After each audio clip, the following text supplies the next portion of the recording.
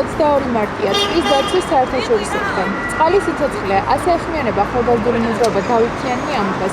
ჩვენ ახლა ფილარმონიასთან ვიმყოფებით, სადაც დავითიანის გარემოს დაცვის კომიტეტის წევრები არიან შეკრებილი.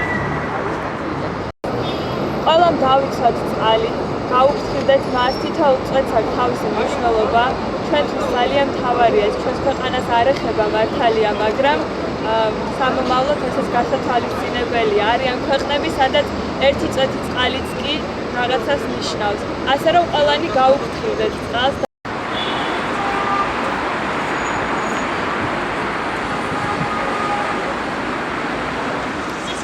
დღეს არის წყლის დაცვის საერთაშორისო დღე და თბილისის სახელმწიფო სამხატვრო აკადემიამ შეიტანა თავისი წყლის